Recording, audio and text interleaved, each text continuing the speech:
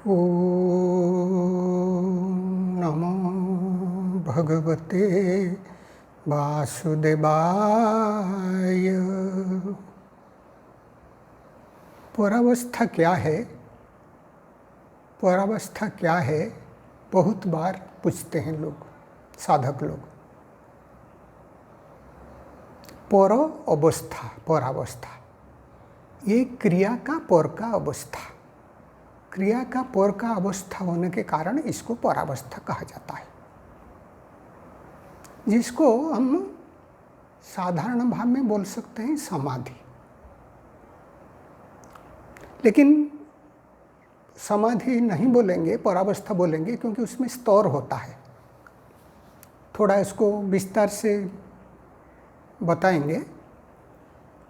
क्रिया का पर का अवस्था, जब हम प्राण का क्रिया करते हैं, बार बार प्राण का क्रिया करने के लंबा समय जब साधक करता है, दीर्घकाल, सौतु दीर्घकाल, उसको दीर्घकाल तो करना पड़ता है, निरंतर्यस्य, निरंतर करना पड़ता है, सत्कार असवित, सत्कार के साथ, श्रद्धा के साथ। जब फिर क्या होता है? दृढ़ भूमि,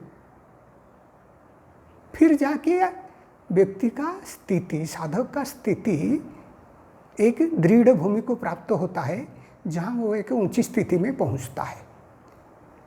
ये एक अवस्था है, ये एक अभ्यास नहीं है।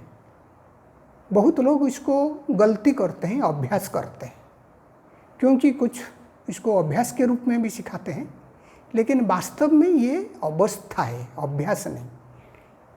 क्रिया के परिणाम के स्वरूप ये अवस्था साधक को आता है। इसमें क्या होता है? ऑटोमेटिक सस्पेंशन ऑफ ब्रेथ हो जाता है, माने अपने आप श्वास रुक जाता है, कुंभक करना नहीं पड़ता। जो केवल कुंभक का स्थिति, यानी सोतो कुंभक होना हो जाता है।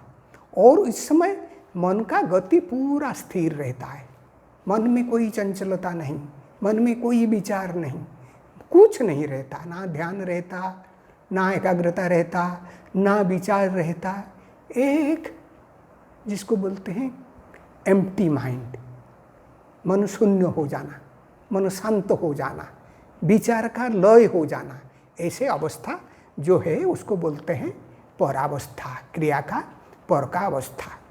अगर हम देखेंगे शास्त्र में कहाँ इसका बीच मिलता है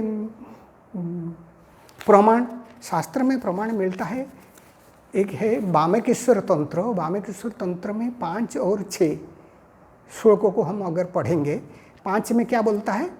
रुद्र ग्रंथिं ततो भित्वा विष्णु ग्रंथिं भिन्न ततः ब्रह्म ग्रंथिं च भित्वैव कमलानि भिन्नति षट्। यानी क्रिया करते करते जब साधक तीनों ग्रंथि, विष्णु ग्रंथि, रुद्र ग्रंथि, ब्रह्म ग्रंथि, ये तीनों ग्रंथि जब भेदन हो जाता है और 6 कमल भेद हो जाता है, फिर जाके क्या होता? यानी तीनों ग्रंथि और 6 कमल भेदन होने के बाद जब प्राण आज्ञा चक्र में नहीं, आज्ञा चक्र के ऊपर भेदन करके, 6 कमल भेदन करके, रुद्र ग्रंथि भेद करके जब ऊपर आ जाता है सहस्र कदल कमल में, तब क्या होता? सहस्र कमले शक्ति शिवेन सह मोदते, 6 नंबर श्लोक में बोल रहा है। सहस्र कमले शक्ति शिवेन सह मोदते, शक्ति सहस्र दल कमल में शिव के साथ एकाकार हो जाता है और शिव शक्ति का भेद रहता नहीं। तब क्या होता? साचावस्था पराज्ञेया, वो जो अवस्था है साचावस्था पराज्ञेया, इसको परा जानो, वही ही परावस्था है। इसी अवस्था को परावस्था जानो। शैव निवृत्ति कारणम, वो जो अवस्था है ये निवृत्ति का कारण है, ये मोक्ष का कारण है। जब तक वो अवस्था नहीं होगा तब तक मन में आशाएं रहेंगे, आसक्तियाँ रहेगा, अटैचमेंट एवर्सन, मुझे ये राग द्वेष रहेगा, ये सब चलता रहेगा। जब ये अवस्था होगा तब क्या होगा?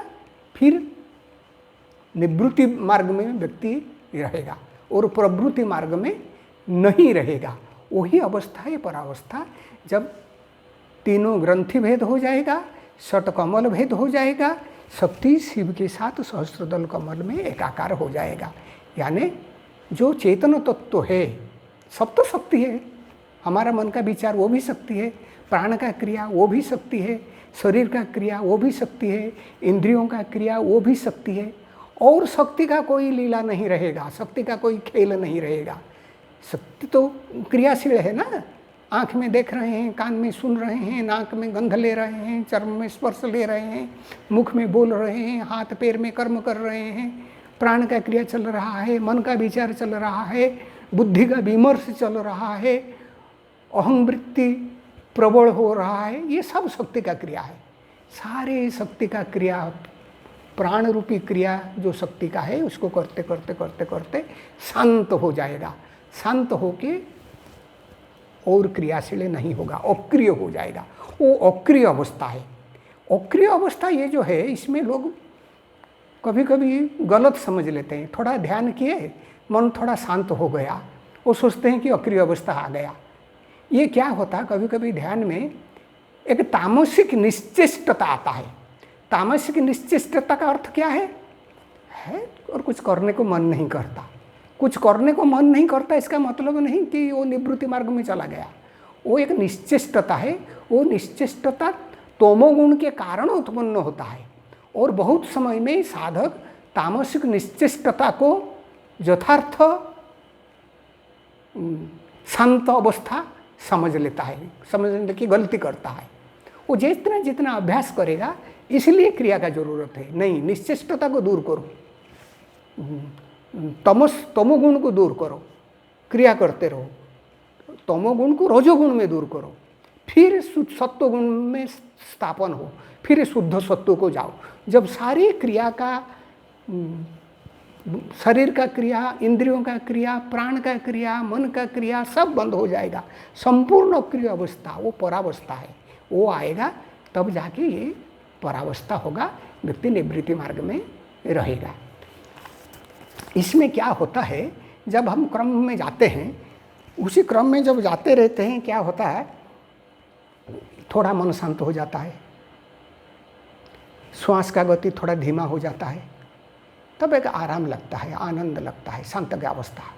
लेकिन श्वास संपूर्ण रूप में स्थिर नहीं होता, यानी केवल कुंभव का स्थिति नहीं होता, हल्का सा चलता रहता है, मन का वृत्ति लगभग शांत हो जाता है, तो हम उसी को परावस्था समझ लेते हैं। लेकिन वो परावस्था नहीं है। हाँ, ये एक अवस्था है। इस अवस्था में हम रह के उसका अभ्यास, थोड़ा शांत का जो शांत भाव है उसी का आनंद ले सकते हैं। लेकिन आखिरी अवस्था जब आएगा, ये जो समाधि का अवस्था है, जहाँ स्वतः रुद्ध हो जाएगा वायु, केवल कुंभक का स्थिति होगा, समाधि का स्थिति होगा, मन में कोई विचार नहीं रहेगा, तब जाके परावस्था होगा। और वो समाधि का पहला अवस्था है। ये फिर जो सवितर्क, निर्वितर्क, सविचार, निर्विचार, सानंद, फिर जाके सस्मित समाधि क्रॉस करके निर्विकल्प में पहुंचेगा। लेकिन थोड़ा मन शांत हो गया, हमने समझ लिया कि काम हो गया, ये सब बात नहीं है, वो ऐसे ही आएगा। उस समय क्या होगा, ना आपका श्वास रहेगा, ना प्राण का स्पंदन रहेगा, ना ध्वनि रहेगा, ना ज्योति रहेगा। ध्वनि, ज्योति, स्पंदन वो जो क्रिया के फल के रूप हमें आता है और जिसको हम अभ्यास में लेते हैं, वो चीज़ भी नहीं रहेगा। फिर जो शांत अवस्था, संपूर्ण शांत अवस्था है, वो जाके है परावस्था। ये एक अवस्था है, ये एक अभ्यास नहीं है। अभ्यास है क्रिया।